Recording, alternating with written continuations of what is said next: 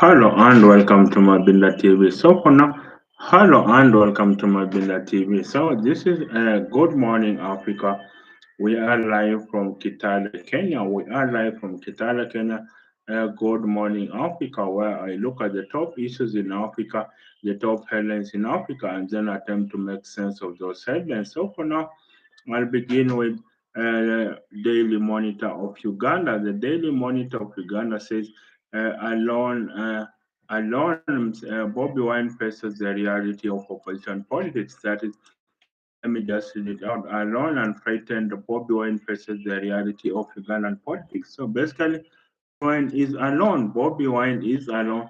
And of course, that means that he is now being hunted by Mr. Museveni. So Bobby Wine is alone as an opposition figure. And of course, Bobby Wine is facing the reality of opposition politics. So for now, I'm asking what kind of opposition should Africa have? What kind of opposition should Africa have? Should it be about uh, what is the effect of opposition politics, not just in Uganda, but in Africa? I think opposition has several hurdles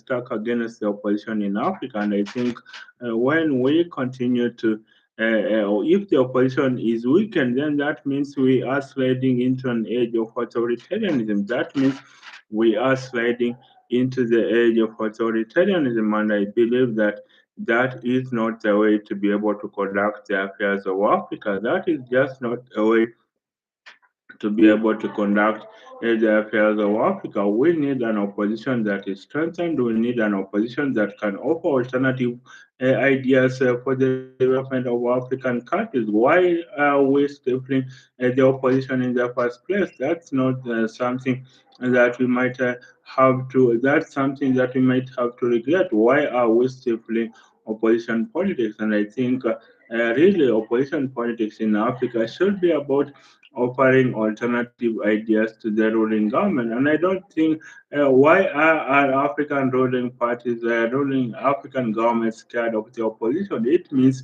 they are the ones who have the better ideas to rule a country. That is the opposition in Africa. It means they are the ones to. It means they are the ones who offer alternative ideas to a better government. So basically, Bobby Wine, of course, he fled from his home. That is the Ugandan opposition figure. Bobby Wine, he fled from his home. And of course, the son of Yoweri Museveni, that is Maozi Kainerugaba, calls him a coward for freeing his home. So, of course, according to Bobby Wine, he is not safe in Uganda. Maybe he might seek asylum in one of the Western countries, maybe the US or in Europe, a country such as Norway, would love to offer him asylum. So, I think right now, the opposition in Uganda is frightened. The opposition in Uganda right now has been left. Bobby Wine, of course, he could be assisted by Kiza Besige, but Kiza Besige is in a military jail. So basically, that's something that we need to think through. How can we enhance opposition politics in Africa? Number one, Bobby Wine should draw up a shadow cabinet. Let him draw up a shadow cabinet so that he holds Museveni to account. The good thing about Bobby Wine is that he is still young, so he could contest as many elections as possible. That is Bobby Wine. He is still young. He could contest elections as many times as he wants, and that is the way that he could remake that is Uganda. And I think Museveni is scared. You know, how can Museveni say there is no opposition in Uganda? I think he won by 71% of the vote, but that includes rigging. I think if you remove rigging, then he could be in the 50%, and that is a very small percentage to win an election for an incumbent president. Of course, you had DR Congo strongman then Mobutu Sese Seko calling his counterpart in Zambia, Kenneth Kaunda, on how he could have lost elections that he had organized. It was not forthcoming to Mobutu Sese Seko that an incumbent president could be beaten. But I think the opposition politics are winning in some countries. I think the opposition in some countries are winning elections. So you have in Botswana, the opposition candidate Duma Boko won the vote against the ruling party candidate Makgwisi Masisi,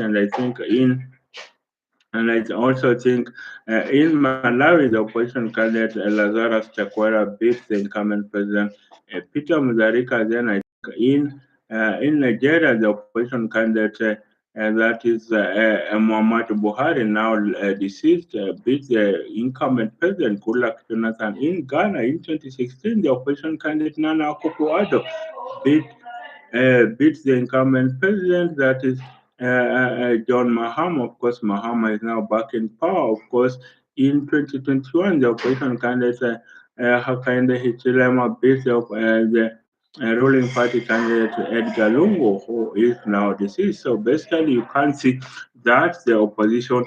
You can't see that the opposition is. You can see that the opposition is trying very, very hard to be able to beat the ruling party candidates, and I think the odds are stuck against him. You find. I guess that you can find that the opposition candidate, the ruling party candidate, has several odds stuck against him. You have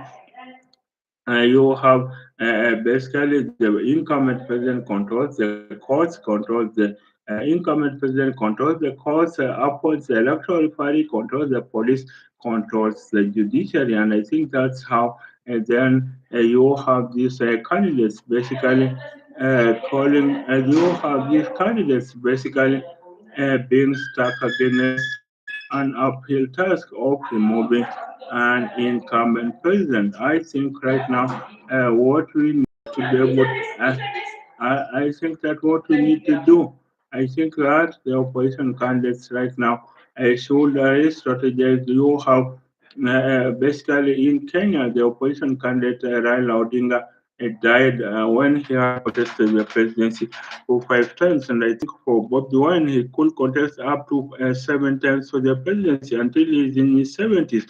So you can see that Bobi Wine has really a pathway to the state house, and I think the real competitor of Bobi Wine is not even Museveni; it is Museveni's son Mozi Kainerugaba, who sees him as a threat to his ascent to power. Of course, I'm sorry, Mozi had said he will contest the 2026 election, but then, of course, when he realized that his father, Yoweri Museveni, was not about to give up power, then, of course, Mozi changed the tune and he will be contesting maybe in 2031. But now in 2031, Museveni will be 86 years old. I think what Museveni wants to be needs to be a life president. I think Museveni wants to be. Museveni wants to be a life president, and I think that is something that Ugandans have to live with. Of course, Museveni, he says if you want to get power in Uganda, then you better go to the bush. That is what Museveni says. If you want to get power, then you better go to the bush, and I think that is what that is the entitlement that Museveni has. Yes, we appreciate he removed Idi Amin from power. We appreciate that Yoweri Museveni removed Idi Amin from power. But then, of course, the question to ask is that enough to warrant Museveni to maybe be a right president and stick to the presidency till his death? And I think really the African leader has not realized, the African big man dictator has not realized that the essence of a great dancer isn't leaving the stage while applause from the crowd is loudest. I don't think the African big man and strong man has realized that the essence of a great dancer isn't leaving the stage while applause from the crowd is loudest. They wait till the African big man waits till the audience has stopped clapping or maybe left the auditorium altogether, and then they're dogged off stage. So basically, and that's how African leaders are able to hang on to power, and then they are unceremoniously hounded out of office. Look at Paul Biya, 92 years of age, of Cameroon. What more new ideas does he have in order to be ruling Cameroon for all these years? What new ideas does Paul Biya have in order to be ruling Cameroon for all these years? He has no ideas that can rule Cameroon for all this way. So I think right now, Bobby Wine should take heart that Museveni is in his old age, and so he should really sharpen his thoughts against the ruling party candidate, that is Mozi Kainerugaba. That's the real competition for Bobby Wine, and I think the opposition figures in Africa need to find solidarity in each other. You have Julius Malema in South Africa, of course, facing racist accusations. Then you have other opposition figures, maybe Peter Obi of the Labour Party of Nigeria. You have other opposition figures. They need to rally and they need to rally and come together. That's how then they will be able to press for change in Africa. We need change in Africa, and I think the change we seek is not through the military junta, even though they may be better than civilian leaders. We need change in Africa. We need better roads. We need better hospitals. We need better schools. We need jobs after graduation. We need better infrastructure in general. But then, of course, our leaders are not doing that, and that calls for change, and that calls for effective leadership, and that calls for that calls for a change of leadership. Africa rises and falls on leadership. Leadership is a single drawback for Africa. We are simply not being led well. And I think if we could have been led well, then Africa could truly be that shining city on the hill where everyone wants to come to Africa. But no one wants to come to Africa. Africans want to flee the continent so that then they can find the greener pastures abroad. I think, according to a survey, you had the president, according to a survey by the BBC in 2006, 81% of youths in Nairobi, Kenya, and 81% of youths in Sierra Leone, Freetown, Sierra Leone, said they would free the continent if they had a chance. So you can imagine African youths really want to free the continent. And the question you ask, who is going to make Africa better if all of us want to live? Who is going to make Africa better if all of us want to live? And that's something that we might ask ourselves. So maybe what we need to do is to stay behind so that we can fight. Maybe what we need to do is to stay behind so that we can fight for change, we can fight for change and leadership in Africa. That's the way we will be able to hold these leaders to account. And I think Africa really has no leaders. Africa has no efficient Persian governors that utilize resources optimally so that their people can prosper. Africa does not have efficient Persian governors that utilize resources optimally so that their people can prosper. Africa does not have that. Africa has rulers that are attracted by the trappings of power. That is what Africa has. It has rulers that are attracted by the trappings of power. So basically, that means that you have Africans that are attracted by the trappings of power, so that they have a limousine, they have a convoy of Mercedes Benz. They are able to hire and fire ministers at will. They are able to maybe get to live in the state house. They are able to do all these things. So Africa has rulers who are attracted by the trappings of power. It has no efficient Persian governors that mainly are able to efficient Persian governors that utilize resources optimally so that their people can prosper. So that's it about Bobby Wine, and of course, the lonely journey he is undertaking, being Uganda's sole opposition figure. But of course, for Bobby Wine, he needs to hang in there. He needs to provide alternative leadership for Uganda and for Africa generally. He needs to rally against authoritarian impulses of the current president, Yoweri Museveni, and someday he will occupy the state house. He came from the ghetto, so he knows how to survive. And that's the thing that that could remake Uganda. He is resilient. He came from the slums, so he knows how to suffer. He knows how to lack food. He knows how to lack jobs. That's why the people in the Ugandan ghettos love him because he is one of them. But then, of course, Museveni says if you want to take power in Uganda, then you better go to the bush as he did. But Bobby Wine has paid his dues. That's just the correct way to look at it. Bobby Wine has paid his dues. He lived in the ghetto for much of his life, and it is music that brought him out of the ghetto. And so basically, this is why for now, then it is imperative that Yoweri Museveni acknowledges there are better leaders than him that could remake Uganda, and that's the way that Bobby Wine called. So the opposition figure Bobby Wine is lonely right now, but he needs to take heart. He needs to know that come what may, however dark it may be, morning will come with sunshine in the morning.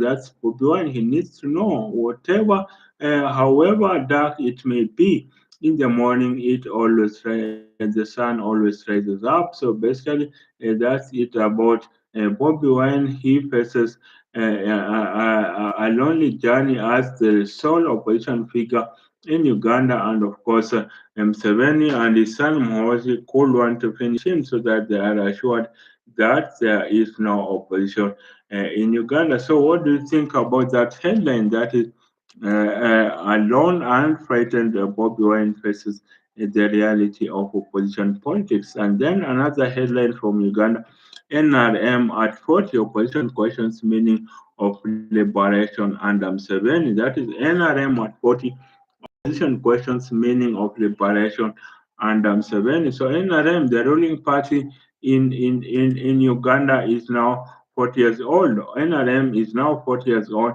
So basically, the opposition questions the meaning of liberation. Of course, for Yoweri Museveni, he says he has liberated Uganda, but he himself acknowledges, Yoweri Museveni, he himself acknowledges that he has Yoweri Museveni himself acknowledges that he is surprised by the number of Ugandans that have never touched a million shillings, a million Uganda shillings. That's about $200. So Museveni is surprised that there are so many millions of Ugandans that have never touched $200. So that's poverty of the highest order. So what more? And this is why I'm asking, what more does liberation mean for Yoweri Museveni? What does liberation mean for Yoweri Museveni? I would think that for Yoweri Museveni, let liberation mean that there is economic prosperity for all Ugandans. I think the independence leaders gifted us with political freedoms. That's what the leaders gifted us. They gifted us political freedoms, but now the present leaders need to gift us economic prosperity. They need to gift us economic prosperity. That is the current African leaders, but they are not doing that. That is why you find Africans dying in the Mediterranean Sea, attempting to cross over to Europe where they can find better livelihoods. And so I think the independence leaders gifted us the independence leaders, I think, gifted us that is gifted us political freedoms, and the present leaders need to gift us economic prosperity. That is how Africa is going to prosper. So, what does liberation mean for Uganda and for Africa? Liberation maybe means an African dream, maybe a per capita of about $10,000. It can be achieved if China achieved to lift 500 million Chinese out of poverty. Then I think Africa could also lift 1 billion Africans out of poverty. It can be achieved. Look at China. Very much during the reign of Deng Xiaoping, China lifted 500 million Chinese out of poverty. And I think Africa too can lift millions, even a billion Africans can be lifted out of poverty. And that's why I say that that the prospect for a truly prosperous Africa should form the word liberation. So, liberation is about economic prosperity right now and allowing political freedoms. And I'm asking, if you're going to be a dictator in Africa, then at least provide your people with economic prosperity. That's my question. If you are going to be if you are going to be a dictator in Africa, then for heaven's sake, provide at least economic prosperity to your people. That's the way you will make Africa prosperous. That's the way you will make Africa truly be at the absolute bleeding edge of innovation. If you are going to take away the political freedoms of your people, then provide economic prosperity. Be a benevolent dictator, as Lee Kuan Yew of Singapore. Yes, he was an authoritarian, but then in exchange for that, he made Singapore become a global metropolis, a financial center of the world, and he pulled Singapore from third world to first world in just 20 years. In just a generation, he was able to lift Singapore out of poverty to make it from a second port city to be a financial center of the world. And I think the same with South Korea, the same with Malaysia, the same with Thailand. These Asian tigers were at the same level of development as African countries, but then they developed rapidly because of the policies put in place by their leaders. But then, of course, and the African leaders did not do as to take their people to prosperity. And I think, in fact, economists. Development economists predicted that in the 1960s predicted that Africa would develop fast because of its immense mineral resources and of course a human capital, but that was not to be. Africa was plagued by instability, chaos, civil strife, internal civil wars, and of course, and then Africa became the laughing stock of the world. We don't need to be the laughing stock of the world. We don't need to be the laughing stock of the world. So we can really be that shining city on the hill. Just a minute. We can be that shining city on the hill.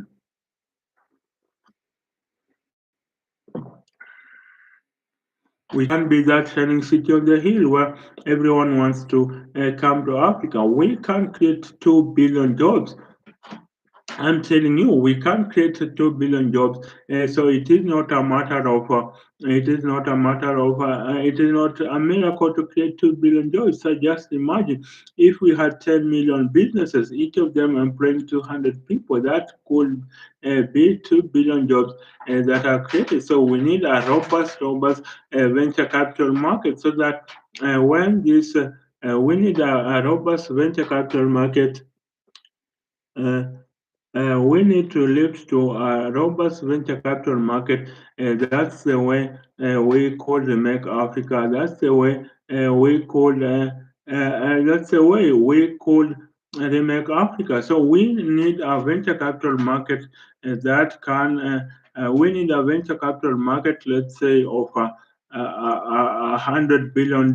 That's how we can fund startups from all the way from $10,000 to $100 million. That's the way we can fund startups, and that's the way we can grow. And I think Africa can be a $200 trillion economy. Look at DR Congo alone. DR Congo alone is worth about $30 trillion. The mineral was potential of DR Congo alone. It is worth $30 trillion. But that's if you convert gold and diamond to jewelry, if you convert if you convert uranium to nuclear power, if you convert copper to electronics, if you convert titanium to aeroplane parts, if you convert cotton to designer clothes, if you convert coffee to coffee drinking chains, if you convert that is if you convert coffee to coffee drinking chains, if you convert that is cotton to designer clothes, that's the way Africa could be worth $500 trillion. If they are Congo alone is worth $30 trillion, then the whole of Africa could be worth $500 trillion. And I think what we need right now is just a concerted effort. These mineral resources are not benefiting Africans. These mineral resources are not benefiting Africans. They could benefit these mineral resources are not benefiting the African people, and I think they could benefit.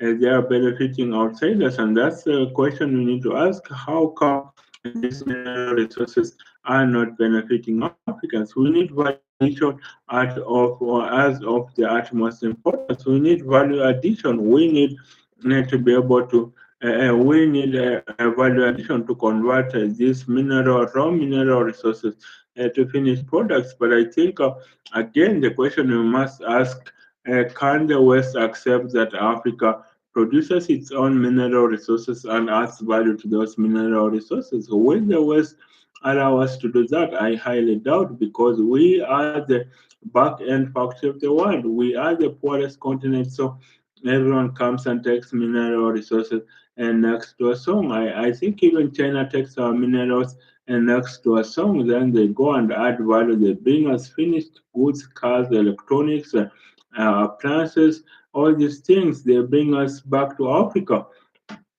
And when even crude oil, we export crude oil, import refined oil at refined petroleum. So you can see that Africa really needs to value add. Africa needs to value add so that we can have value addition for our minerals. And I think if we value add our minerals, that's the way we can create the jobs in Africa. That's the way we can create more jobs for Africans. And I think if we create more jobs for Africans, that's the way we can be a $500 trillion economy. So right now we are at $30 economy. We are a 1.5 sorry, we are a $1.5 trillion economy, but that's just not enough to be able to lift Africans out of poverty. So, of course, liberation for Africa and liberation for Uganda has not come. Uganda should be by now an $800 billion economy. By now, Uganda should be an $800 billion economy. Kenya should be a $1.6 trillion economy. Nigeria should be a $4 trillion economy. But then you have Uganda being a $100 billion economy. You have Nigeria being a $500 billion economy. So we are punching below our weight. And so how can then how can we make sure that Africans have a good Africans have a good way of life, standard of living, so that then we can elevate Africans to the highest level possible. So that's it. That's it for now. And that's it for that headline from the Ugandan Monitor. That is NRM at 40, opposition questions meaning of liberation and Museveni. So opposition questions meaning of liberation and Museveni. So Museveni has not brought prosperity to the Ugandans. Museveni has not brought prosperity to Ugandans, and I think that's something that is something that we are going to talk about. Then another headline from the Ugandan Monitor: U.S. EU query conduct of Uganda polls. That is U.S. EU query conduct of Uganda polls. That's another headline that is making rounds in Uganda. So of course, after the Ugandan election, of course, the observer mission is made up. The observer mission of that is the observer mission is made up of the US and the EU. They question the integrity of the Ugandan elections. The Ugandan polls, they say, were marked by irregularities. So, of course, it is hard to know because the electoral referee is appointed by the president. So, how can he go against the president? The electoral commission of Uganda basically was appointed by Museveni. So, how can they go against him? And of course, even if you say Museveni says he will have won by more if these people will have turned out to vote. But then, of course, I think US player right now in terms of democracy. I think they went to Venezuela, they removed the president there, and of course, President Trump announced himself that he is the acting president of Uganda. Museveni said that. I think President Trump said that he is the acting president of Uganda. That's what President Museveni said. President Trump said they removed Maduro from power to go and face charges of narco terrorism. That's the charges that Nicolas Maduro, the former president of Venezuela, faces. And so President Trump has inaugurated himself that he is the acting president of Venezuela. So now you have democracy, I think, in America is getting elbowed out. I think the middle class in America is disappearing, and that is why then democracy in America is sliding down. So America is sliding down on authoritarian route, and so I think both dictators around Africa and other failed nations are happy that they cannot be pushed too far. I think the US is not exerting too much pressure because it has its own internal problems. I think a BBC commentator said that the biggest foreign policy challenge for America are its own internal problems. I think that's what the ANC, that is what a BBC commentator said, that the biggest foreign policy challenge for America are its own internal problems. So basically, I think what we need right now is I think what we need right now is homegrown solutions to the electoral crisis that is facing African countries. And I think if Africa had a continental court, if it had a continental electoral commission, of course, you had in Kenya, they wanted to call the UN to conduct the elections. You had in Kenya, they wanted to call the EU to conduct the elections. That is what they wanted for Kenya, for the EU to conduct elections. But then that was not to be, and so I think EU I think the UN cannot conduct African elections. We need a continental body, a continental electoral commission that should be spearheading elections in Africa because the electoral referee appears not to be a free, fair, credible, and verifiable election. That is not the election that we are seeing in many parts of Africa. And I think elections in Africa are among the most expensive per voter. So basically, in America, we didn't even know who the electoral referee was. Do you remember 2024 elections in America? We didn't even know who the electoral commission was. They are so efficient that they announced the election just 4 hours after the polling booths were closed in California. That's how the United States announced they announced the election after 4 hours after 4 hours after the close of the polling booths in California, so they were able to call the election. Can we have the African media calling the elections? I think in Uganda, the media was not allowed to carry live election results. So basically, they were only going to broadcast the election results as said by the electoral commission. The media needs to have its own decision desk, and the media needs to have its own decision desk. Frankly, the media in Africa, they need to have their own decision desk and have statisticians who can call the election on the same night. You see, California, they were able to call election just by the exit polls alone. That was what happened in states such as Texas and California and New York. They were able to call the election even by just using the exit polls. And so that means that basically election in this country is advanced. And I think we need to have an election in Africa called by the media. That's how we know that they are free and fair. But you have the African governments saying, yes, you will only broadcast results from the electoral commission. So what is there to hide so that the results can only be announced by the electoral commission? That is what we must be asking. What needs? Why is it that we must only wait for the results from the electoral commission? And I think that is why then the electoral commission must be able to call the results when That's why the Electoral Commission needs to call the results when it have been announced. And I think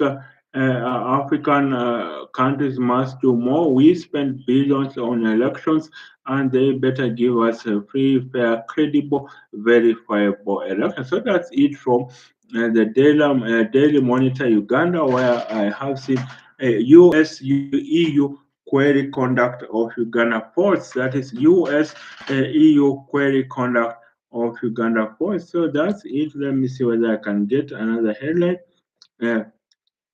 Uh, uh, Let me see whether I can get another headline. So, still on Uganda, uh, still on Uganda, Bobby Wine slams police religious leaders over silence after wife assault.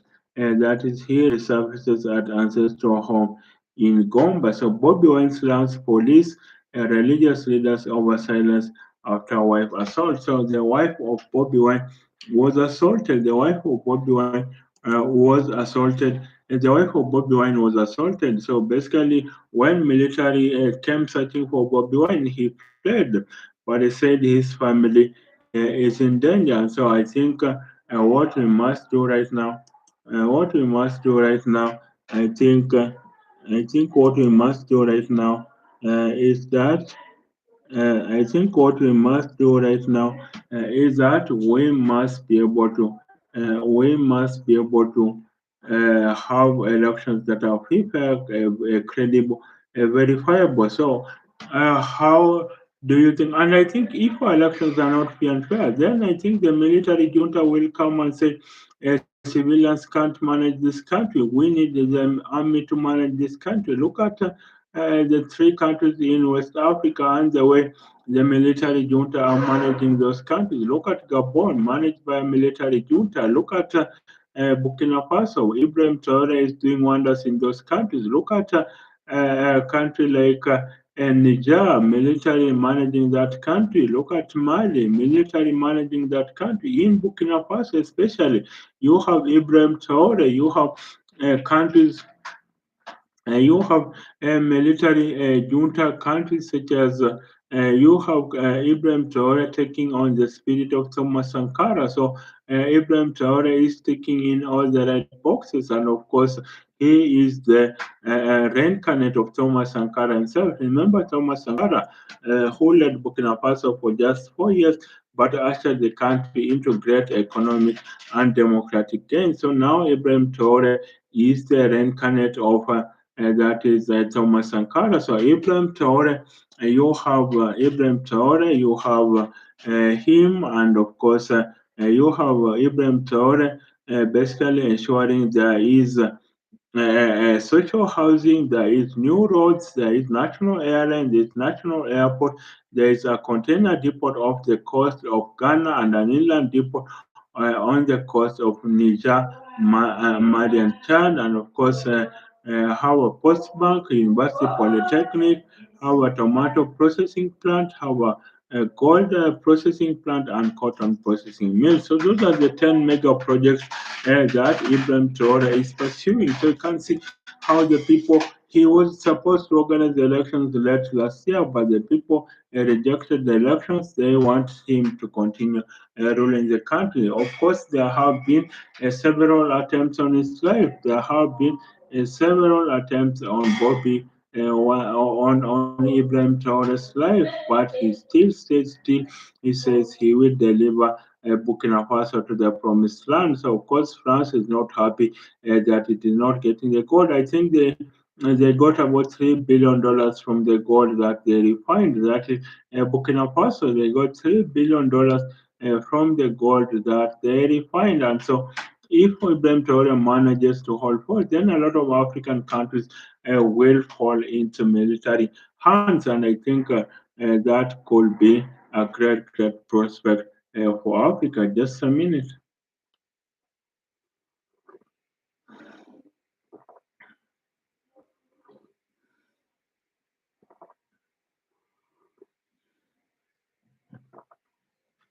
Yeah, so that could be another prospect for African countries, and I think Ibrahim Traore, I think Ibrahim Traore is making the right steps in that country, and that is how then Africa could be able to. That's how Africa could be able to pull itself by its own bootstraps. So that's a headline from the Daily Monitor. Let me see another headline from the Daily Monitor. Another headline from the Daily Monitor. I think I have exhausted headlines from the Daily Monitor. Let me look at Nigeria. Let me go over to Nigeria and I look at the top headlines. Uh, uh, Top headlines from Nigeria. Let me see whether I have. Let me see the top headlines from Nigeria. The top headlines from Nigeria, yes, I think you heard yesterday that complaining uh, about the sectors, other sectors of the economy collapsing. Uh, let me see whether whether we have another top headline from Nigeria.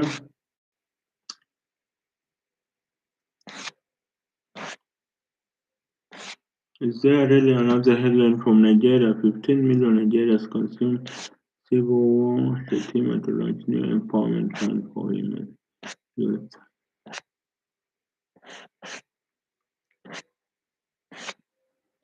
Residents on the brink as rents spike above yearly income in major cities. That is, residents on the brink as rents spike above yearly income in major cities. So that's the top headline from the Guardian newspaper Nigeria. So the headlines from Nigeria: rent has spiked. Rent has spiked in Nigeria, and so basically, of course.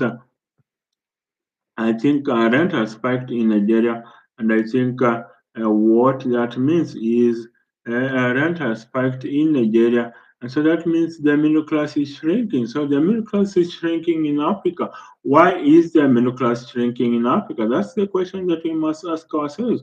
Why is the middle class in Africa shrinking? And I think when the middle class does shrink, then that is a tax base that is lost for the government. So I think for any country, I think if the middle class expands, that's the way to be able to build a country. And I think even in the US, you see, part of the reasons why the US is declining is because the middle class is shrinking. And I think if the middle class shrinks, then you have problems as a society. So basically, the middle class that is basically no jobs at all, jobs that underpay. Remember, it is one thing to have a job, but then it is another thing to have a job that utilizes all your capabilities. So the jobs basically, so the jobs in Uganda, the jobs in Nigeria are not paying enough so that people can afford rent, and that shows the poverty situation in Nigeria. But then you ask, Nigeria produces oil, so how come it has huge poverty? Nigeria produces oil, so how come it has a huge poverty? It is because of it is because of how come Nigeria produces how come Nigeria produces that is how come Nigeria produces how come Nigeria produces oil and yet it is poor as that? In 2018, Nigeria surpassed India as a country, the most absolute people in the world. You can imagine 85 million Nigerians live below the poverty line.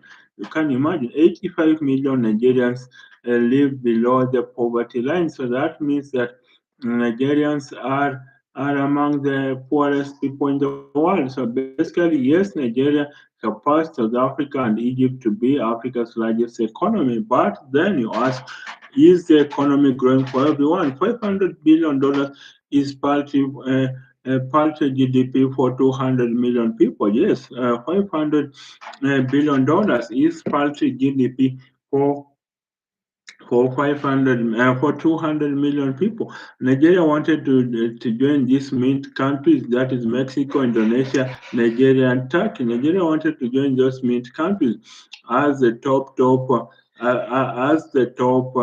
one of the top 20 economies in the world. But then, how can it be among the 20 greatest economies in the world when when you have 85 million people living below the poverty line? But then, of course, the income inequalities in Nigeria are anything but. The income inequalities in Nigeria are anything but. Of course, you have Nigeria basically.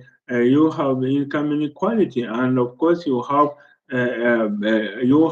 pastors, celebrity CEOs, basically, and billionaires flying over the roof, and at the same time, you have 85 million poor Nigerians that cannot afford a meal a day. So that shows you the extent of poverty and the extent of income inequalities in Nigeria. But what brings about these income inequalities, at least for South Africa, you could say it is the income inequality is because of is because of the income inequalities is because of that is racial segregation of apartheid era. That's what brought about the income inequalities in South Africa. That is apartheid. That is the race segregation in South Africa. But what is the cause of the inequalities?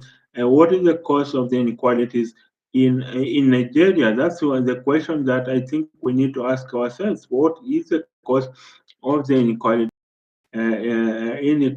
in Nigeria? So basically, that country, I think, has toxic ethno-religious politics. That just means that the people are poor. The leadership is not doing enough. I think since independence, Nigeria has lost about $400 billion to corruption since independence. So you can imagine, since independence, Nigeria has lost $4 billion to corruption. If you put it at lost GDP, that's a lost GDP of $400 billion. So you can see that that is a big loss, and that is a big loss. And I think when you have such a big poverty among the people, then of course when you have such corruption, then the country is poor. And of course you have Qatar has the same per capita, has the same oil resources as Nigeria, but the per capita income of Qatar is $200,000. I think it is the highest in the world, or maybe surpassed by only Luxembourg in Europe. So Qatar has about a per capita of $200,000. You have Norway, it has oil, but every citizen has a sovereign wealth fund income of about $200,000. So you can imagine that Nigeria is punching below its weight. So why not invest the oil money prudently? But that oil money is eaten by politicians, and that's why I say minerals, rather than being a source of blessing in Africa, are in fact a curse. Minerals, rather than being a source of blessing in Africa, are in fact a curse, and I think that is why minerals, instead of being a source of blessing in Africa, are in fact a curse. And I think that is why Africa is behind. That is why Nigeria is behind. So that's a top headline from Guardian Nigeria. That is residents on the brink as rent spike above yearly income in major cities. So that's it about Nigeria. Then, of course, let me see whether uh, uh, let me see whether we have another top headline. Let me see whether we have another top headline in Nigeria. Let me see whether we have another. Let me go to opinion. Uh, Let me see. I go to opinion.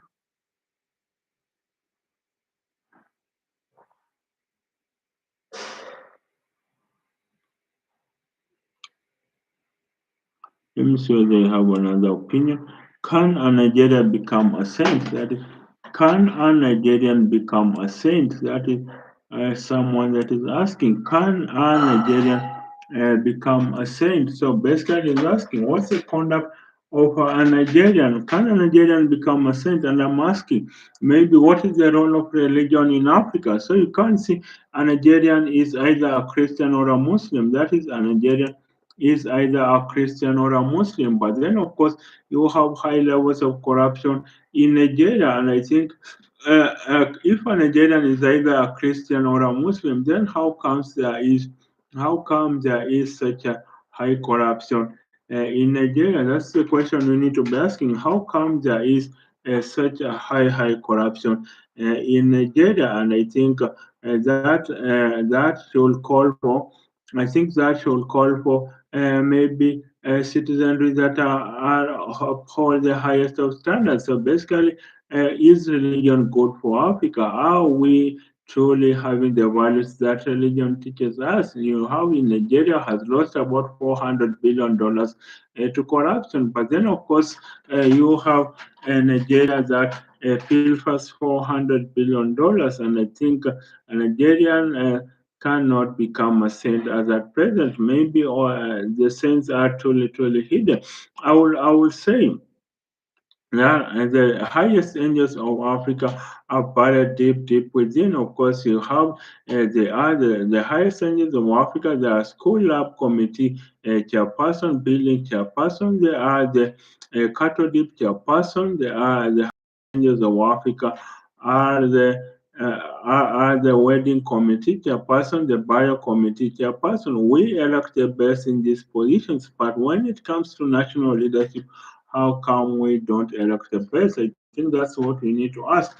How come when it comes to national leadership, we don't elect the best? And I think that is something that we need to be asking. How come we don't elect the best when we are electing the school lab building committee chairperson, the best, the wedding committee chairperson, the best, the burial committee chairperson, the best, uh, the school, the Catholic committee chairperson, the best. But why is it that when it comes to national leadership, we elect the worst among us? And I think that is because we have put money before politics. We have put money before politics. I think we want to be bribed. The voter in Africa wants to be bribed, and I think and I think these are the four steps. We must encourage a culture of political donations in Africa. We must encourage a culture of political donations. That is how we are going to ensure that the credible candidates are going to be elected. When we have a culture of political donations, we will donate maybe $5, maybe $10, maybe $20. Otherwise, if we don't give donations to the credible political leaders, they will get their donations from money launderers, from corrupt states, from drug dealers, and then when they get into office, they will be recouping their money. They will not be thinking about service to us. They will simply be recouping their money. And I think when you ask a Nigerian, when you ask let me do an analysis on the Kenyan political situation. In the Kenyan political situation, you are going to spend you earn a salary. The members of Parliament of Kenya earn about 1 million shillings per month. That's about $10,000. So in 5 years, they'll have earned about 1 year about. That is 12 million shillings in 5 years. That's about 60 million shillings. That's about $600,000. And then, of course, they are going to spend about 100 million shillings to campaign. That's about $1 million. So why spend $1 million when you're going to get only a salary of $600,000?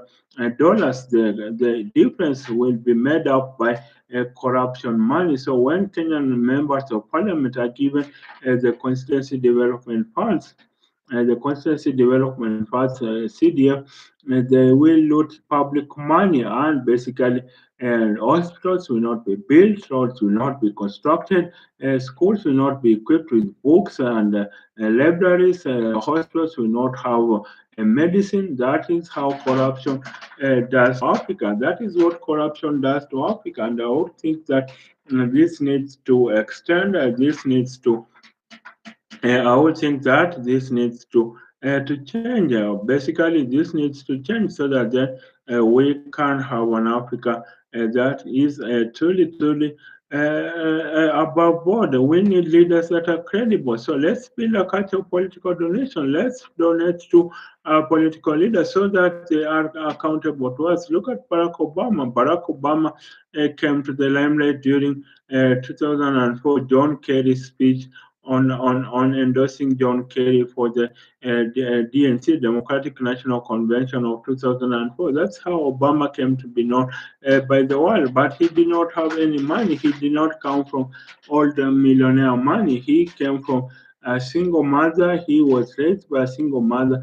Went to Harvard, the chair of the Harvard Law Review, editor of the Harvard Law Review. But then when he came up for election. He was donated to by well wishers, and they owned his process. Of course, he was a rock star that could do no wrong, and of course, Donald Trump is attempting to undo everything that Obama stood for. And then, of course, you had Obama being donated to by you had Obama being donated to by Michelle Obama to victory. So why not have leaders in Africa that we can donate to? And I will add the richest man in Zimbabwe, that is Masiwa, the richest man in Zimbabwe. He owns that is Cell. He owns I think he owns a mobile phone company in Zimbabwe. He pays the doctor's salary in that country. But basically, what I'm asking, what if he identify credible political leaders who would change the leadership structure of Zimbabwe? What if Stray Masiwa paid the doctors in, identify leaders that would be credible enough to lead Zimbabwe, and then pay them, put campaign funds for them, and then, of course, once in office, then they will enact the correct policies to be able to set Zimbabwe on a path to prosperity, but he's not doing that. And I think maybe his money is going to waste. That is excusing the lack of leadership by the government of Mnangagwa. So basically, I think Steve Masiwa, the richest man in Zimbabwe, I don't think he's doing the correct thing by paying the doctors. What he needs to do is basically to just what Steve Masiwa needs to do is basically to to identify credible leaders that he could pay so that then they could so that then they could enact the correct policies for Zimbabwe, and I think that should be followed. Look at the Mo Ibrahim Leadership Prize. That's the world's largest leadership prize. It has not been awarded for the last 5 years because because there is no credible African leader that is there to get the prize. It is a $5 million prize awarded to a former African leader who, during their time in office, oversaw great democratic and political gains. So that's it about that is it about the Mo Ibrahim Leadership Prize. Of course, Mo Ibrahim made his money during Mo Ibrahim made his money during the by founding Celtel, which later sold to Zen, which later sold to Airtel Africa, and of course he made I think $5 billion from that sale, and of course that's cool money to live by for the rest of your life. And so of course Mo Ibrahim launched the African Leadership Prize, and of course right now he's a student in Britain. He lives in Britain right now. Of course, he took up the British citizenship. So, of course, the Mo Ibrahim Leadership Prize is paid to a former African leader who, during their time in office, oversaw great democratic and economic gains for their country, economic growth for their country, but it has not been awarded. So, why is that? The problem for African leaders is that the problem for Africa is that we do not have credible leaders. These leaders are funded by drug cartels, by money launderers, by maybe corrupt thieves. And I think we need to be hard on corruption. We need to be hard on corruption. In Japan, if you are corrupt, you commit suicide because of the shame of course society. In China, if you are corrupt, the firing squad kills you, shoots you to death in Euro America. If you are corrupt, basically the long arm, you resign as the long arm of the law catches up with you. In meanwhile, in Africa, if you are you are celebrated by your community and re-elected back to office. It is really heartbreaking that person who steals chicken in Africa is given a sentence of about 15 years, while a person who steals billions, their case goes on forever and they are eventually acquitted. So that's it about basically remaking Africa. So that was the top headline from the Guardian Nigeria. Can a Nigerian be a saint? I will choose can an African be a saint? That is what I will ask. Can an African be a saint? So just a minute.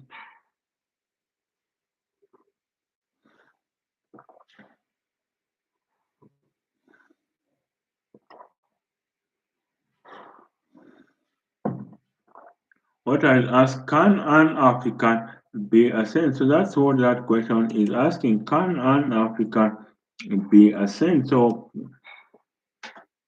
that's it for now. That's it. That's it for now. Let me look at another headline. Let me look at another headline. Another headline.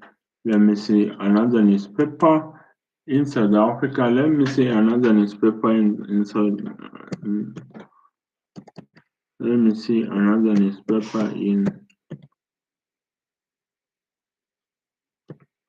Let me see another newspaper. So those are the headlines from Nigeria. Those are the headlines from Nigeria.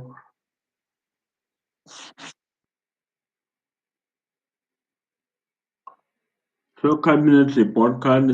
This is about the cabinet report card in South Africa. That's about the cabinet report card in South Africa. That's about salaries, winners and losses cabinet report card. That's about salaries, winners and losses in South Africa. So of course that's a report by the Mail and Guardian South Africa. By the Mail and Guardian South Africa, it is looking at the winners and losses in South Africa's cabinet. So of course, which ministers perform better, which ministers do not perform well. So basically, the question I'm asking: what makes for a successful cabinet minister, or what makes for a successful politician in Africa?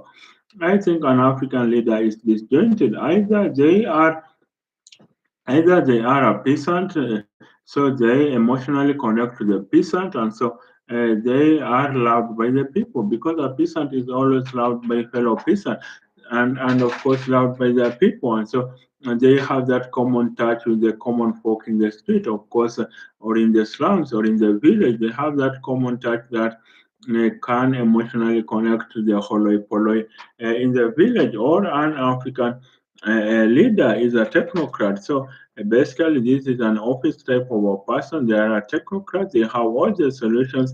They are brainiac in fact. They have all the solutions they have all the solutions to the problems that plague Africa. And then of course there is finally number three, there is the opposite polarity kind of a leader. So the opposite polarity kind of a leader, I would say these are the opposite polarity kind of a leader. I would say these are the people that have the main economic men of a Wall Street power broker, and of course the personality of a village peasant. So they treat the peasant the same way they will treat a king. Of course, I have in mind leaders such as Julius Nyerere of Tanzania, and of course the great one himself, Nelson Mandela. So you can see how leaders in Africa are. And so basically, the greatest leaders, I think, are the opposite polarity because they have everything, but then they never reach the stage. That's the problem. These leaders that are opposite polarity, and never reach the big stage. They are buried deep, deep within. And so I think for Africa, we should have leaders that are the absolute. We need leaders that have the solutions to all of African problems. But then, how do they get elected? So they could get elected by maybe learning how to connect with the Holoi Poloi, how to connect with the poor, with the villagers, with the urban folks living in slums. That's how and then they could emotionally connect to these people. And so when we have leaders that can connect to the holoi polloi, that's how we will get leaders that can connect to the people. And if you get leaders that can connect to the people, then that is the way Africa could be rebuilt. So those are three kind of a leader. Number one leader is the village personality kind of a leader. This one connects to the village person, has the economic, has the personality of the village person, but then of course they don't deliver economic gains to their people, and so the people remain poor, the people aren't prosperous. Then you have number two, you have the technocrats. The technocrat, the communities, they have all the solutions to African problems because they are very sharp. They have a great brain, but then of course they are too serious. They don't connect to the village person. And then number three, we have the opposite polarity kind of a leader. These ones are the opposite polarity kind of a leader. These ones are leaders that have the economic men overwatched per broker, so they have the economic solutions to what is a country, and of course they also have that is the personality of a village peasant, and the personality of a village peasant, and so they emotionally connect to the village peasant. So they get elected, but they never reach the big stage. They're always eliminated. Think of people such as Patrice Lumumba. Think of leaders such as Tom Mboya of Kenya, Patrice Lumumba, and of course maybe Chris Hani of South Africa. So these leaders are always assassinated. So that's it about the Mail and Guardian, the cabinet report card. So those are the three kind of leaders. Those are the three kind of leaders in Africa. So that's it about Mail and Guardian. Mail and Guardian. Let me see whether I can get another top headline from South Africa. Another top headline. Uh, Another top headline from South Africa. Another top headline from South Africa. Beyond matric results, what meaningful education looks like in a changing world. That is, beyond matric results, what meaningful education looks like in a changing world. So basically, that's about the results of the matric have been announced and what education should Africa have? I think that's the debate between the arts and the sciences, and I think this is a debate that is going to go on. The debate between the arts and the sciences. What kind of education should we bequeath Africans? What kind of education should we bequeath Africans? I think the debate between the sciences and the arts is ongoing. Whether we need to develop the mind are we developing education for the mind or for the skill? That's what we need to ask. Are we developing education for the mind or for the skill? So for the mind, it's about becoming a better human being. And I think in Africa, you have people that can solve the latest quantum physics equations. Quantum physics equations, they can solve that in practically less than a minute, complicated quantum physics equations. And of course, they can analyze the latest Ngugi wa Thiong'o or Chinua Achebe or Wole Soyinka literature at a fraction of a cost, but then they are terrible citizens. So basically, that's the kind of education we are having. They're great experts, but terrible citizens. So I think we need an education for the mind. That is what becoming a better citizen is. And we also need an education for the skill so that because most people go to university,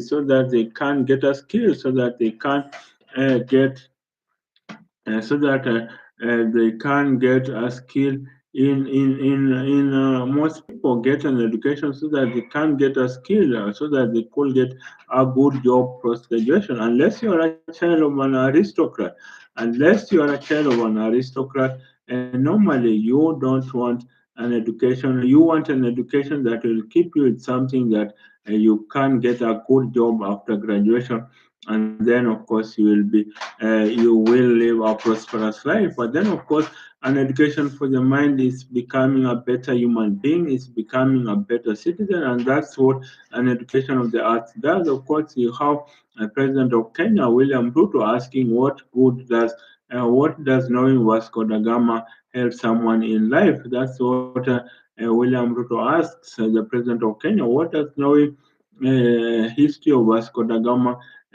help someone in life? Maybe that's the question we're asking. But I think they ask themselves, they help shape someone into becoming a better human being. And I think that debate is not just an African debate, it is a global debate. And I think it is a global debate. And I think that is why then Africa is really at I think that is why Africa is really at that is why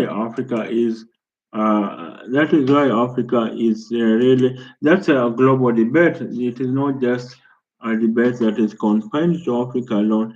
It is a debate that is ongoing for the rest of the world. So how do you think we can have a better education for Africans? Which kind of education do you think Africans deserve? Which kind of education do you think Africans deserve? Is it a debate to is it a debate for a debate that will make Africans a better people? Is it a debate that will is it an education that will propel Africans to rise to the highest levels? And I think you have the president of Harvard. Do you remember the president of Harvard, Larry Summers? Larry Summers, he resigned because he resigned when he said that women were inferior in math and science. That's what Larry Summers said, that is, women were inferior in math and science. But then of course, uh,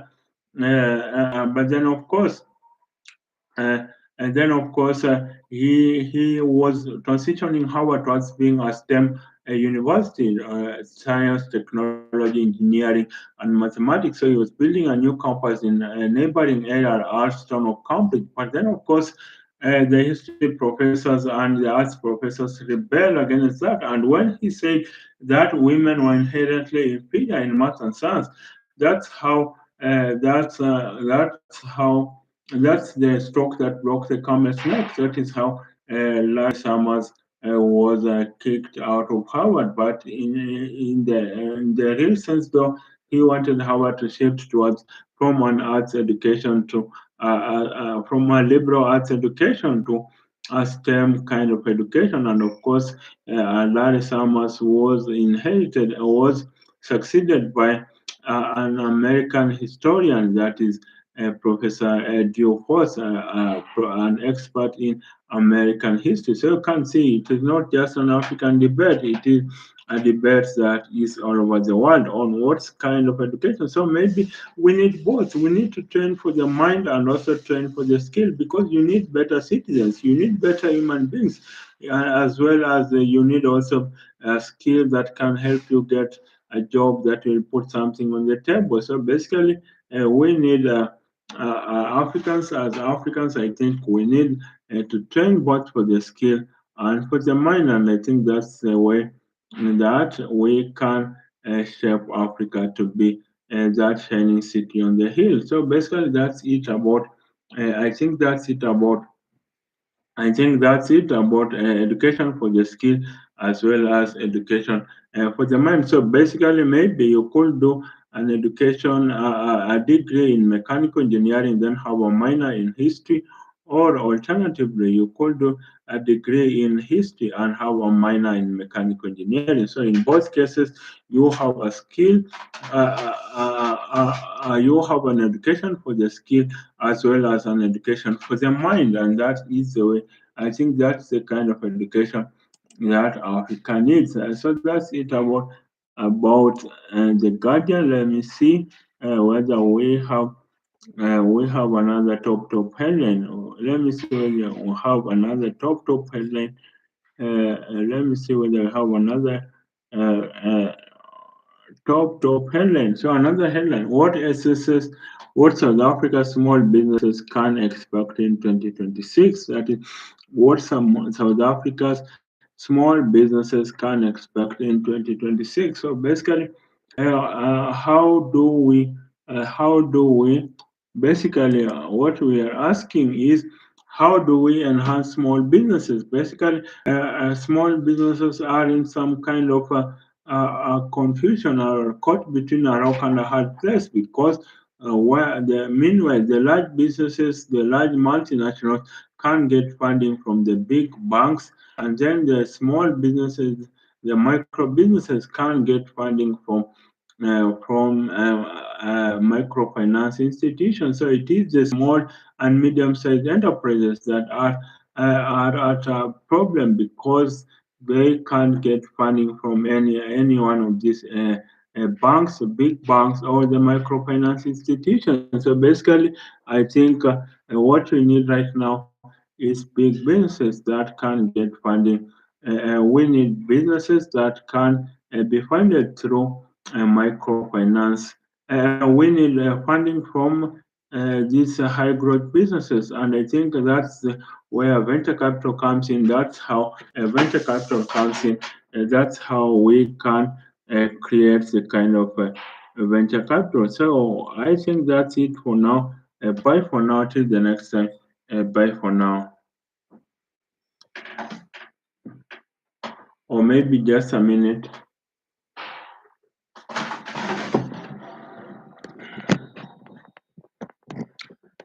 Just a minute.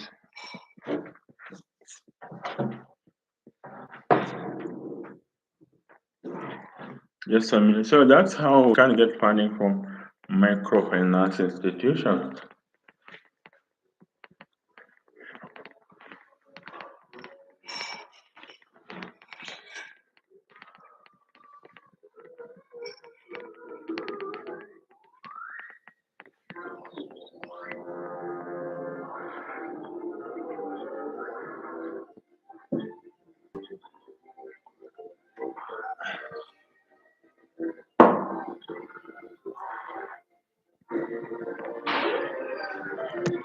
That's how we can get funding from microfinance institutions.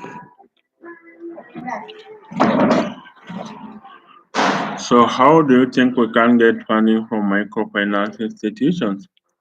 Hmm?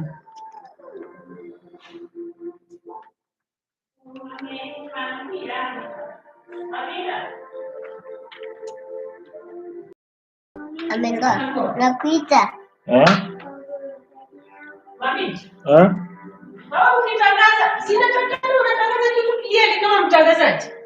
Hii screen sio mzuri. Na chaji yangu umepeleka wapi? Mimi niko na chaji simu hapo na unatoa. Tunataka. Danno niko clear. Kama niko na chaji simu yangu mbona unatoa? Upeleka huko kwa sisi mkupeleka.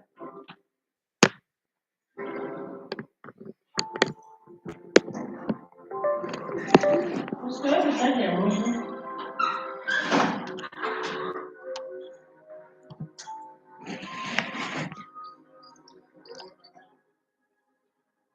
So what do you think can get funding from microfinance institutions? And I think the small businesses, what will enable them get funding, I think, is to what will make them get funding. And I think we need a venture capital in Africa. I really think we need a venture capital in Africa. That is the way we are going to develop the Africans' way of life. That's the way we are going to develop. That's the way we are going to develop the small businesses. And I think when we develop the small businesses, that is the job. And I think they can employ people up to 200 people. And I think when we have a venture capital fund, just imagine in the year 2021, the venture funds were about $625 billion. Of that, only about $5 billion falls to Africa. That's less than 1%. So basically, we need a venture capital market that is going to go to these businesses and fund them. And I think when you think about it, the beauty about venture capital is that the beauty about venture capital is that it allows for someone to be able to. The beauty about venture capital is that you don't put your own money. You have investors putting their own money, and then they can be able to.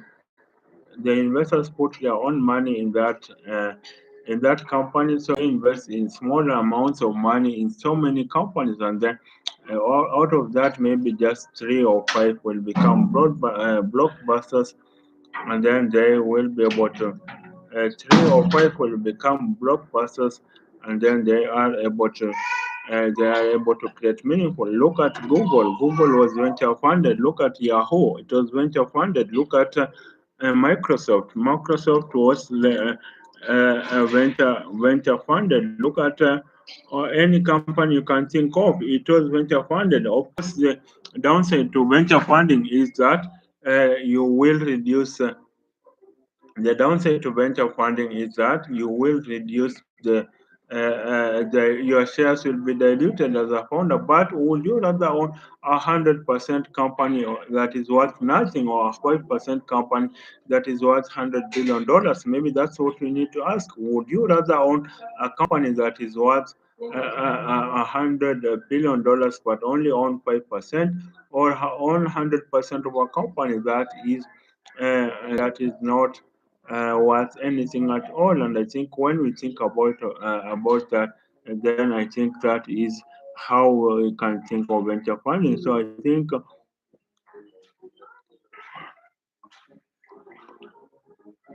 then I think that is how we can venture fund. So basically, that's it about venture funding. I think that is it about venture funding. I think so. That's the top headlines from the Mail and Guardian. South Africa, from the Mail and Guardian, South Africa. That is the main headline. Let me see either we can have another. So I'll go to Radio Tamazud, South Sudan. Let me see Radio Tamazud, South Sudan, whether they have anything at all.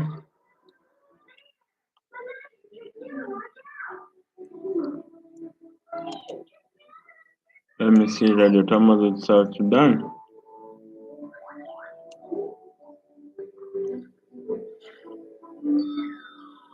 Let me see Radio Tamazud, South Sudan. So Radio Tamazud, South Sudan. South Sudan asks US backing for Machar trial documents show that is South Sudan. That is the fallout between the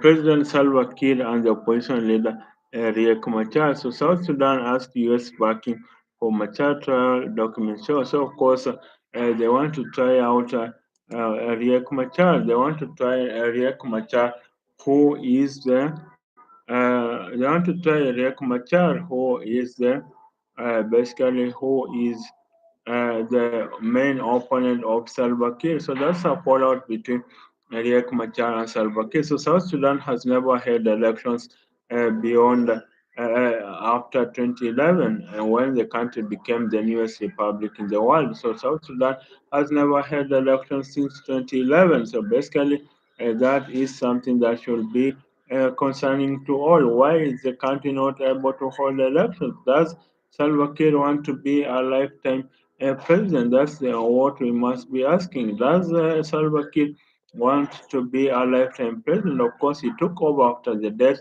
of John Garang, the strongman himself, who ushered independence in South Sudan. So basically, John Garang ushered independence in South Sudan, and so basically that is the way that I think that's the way that Riek Machar that's the way that Riek Machar was able to they formed a pistol, and I think immediately after the independence then came 2013, the fallout between Riek Machar and Salva Kiir, and now that was how they they fell out because of uh, perceived Riek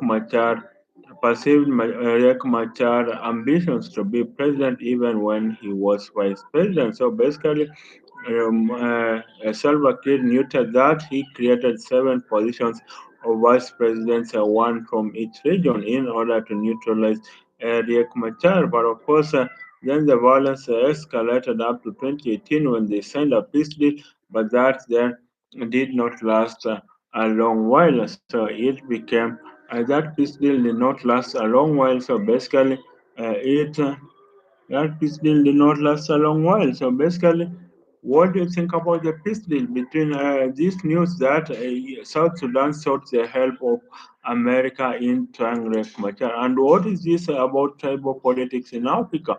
Why can't this tribal politics in Africa end? We are our own worst enemies. That's what, just to say the truth. We are our own worst enemies. So basically, we are our own worst enemies. Basically, you have in South Sudan, yes, it is the Nuers versus the Dinkas. In Nigeria, North versus the South. In Ghana, Ashanti versus Ewe. In Kenya, Kikuyu versus Luos versus Kalenjins. In South Africa, Xhosas versus the Zulus. In Zimbabwe, then the Bele versus the Shonas. In Kenya, in Tanzania, recently, Chaga versus the Skoma versus the Nyamwezi. In which other country, or all these countries, why is it that we are tribal-based politics in Africa? Tribal-based politics should not be held in Africa. Why don't we transfer our loyalties from our tribes to the larger nation state? Asks Professor Makamutua. Yes, we are a nation. We were drawn up in the Berlin Wall in 1884. That's how we were drawn up in the Berlin Wall of 1884. But why is it that we cannot move a republic of different tribes? We were drawn up, yes, forcefully drawn up in a single country. But then, of course, the question we must be asking is why are we not able to?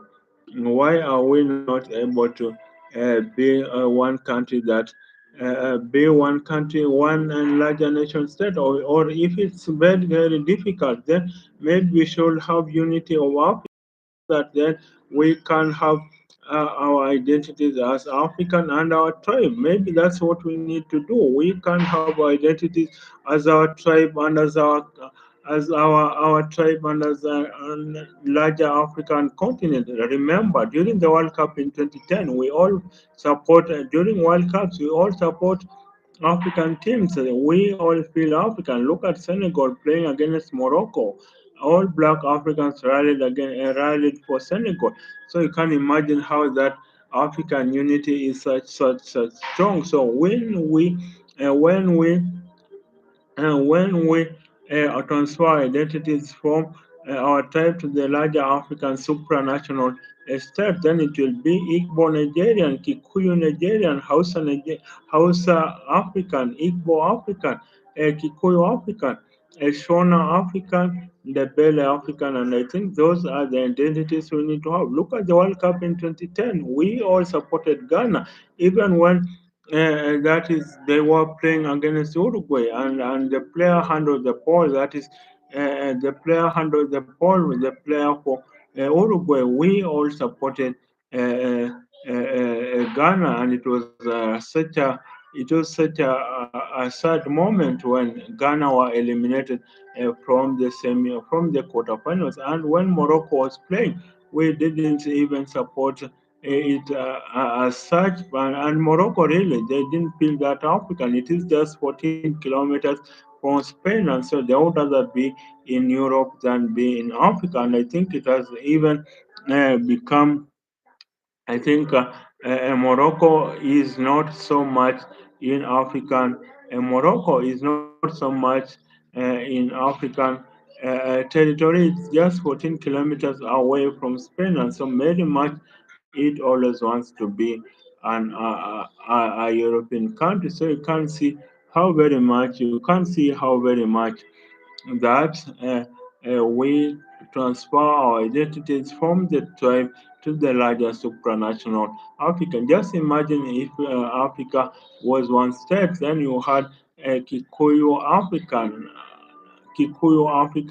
you had Shona African, the Bele African. It would really be a nice way to have a country. Let me see another headline from Radio Tamazut, South Sudan. From Radio Tamazut, South Sudan, uh, from Radio Tamazut, South Sudan. So it's about evacuation. So, of course, that's evacuation that is going on. Let me see whether I can get another headline.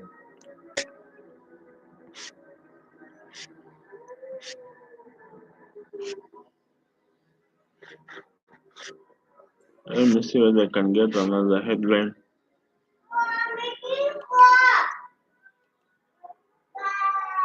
Let me see whether I can get another headline. Let me see whether I can get another headline.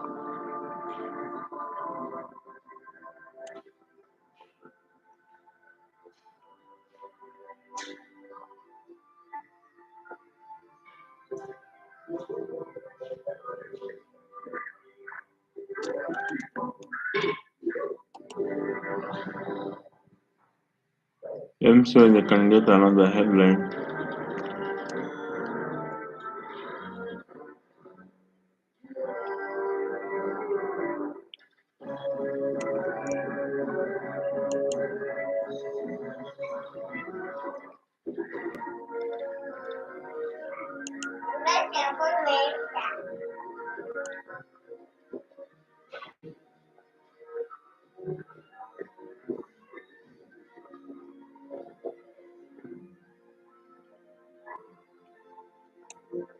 Let me see. So the president of Burkina Faso to the servants of the people, we will go full throttle in 2026. That is telling the president telling the civil servants we will go full throttle. So the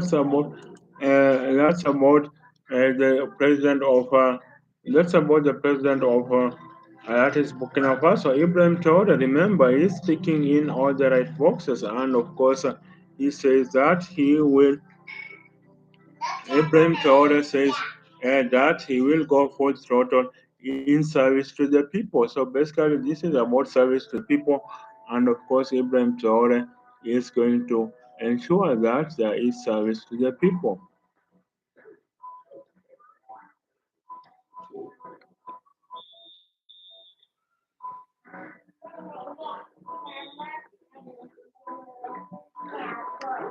Otherwise, Ibrahim Traore, I think, is the reincarnate of Thomas Sankara. He has ticked in all the right boxes, and I just hope African leaders could learn from him. He has achieved so much. Ibrahim Traore has achieved so much in just a short time, and basically, he has new roads, he has social housing, he has a national airline, national airport, container depot off the coast of Ghana, and of course, an inland depot on the border with Niger and Mali.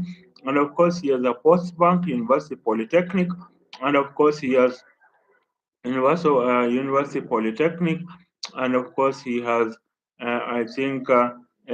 has another a cotton processing mill, tomato processing plant, and a gold processing plant. So you can imagine how very much he is on the streets of the people.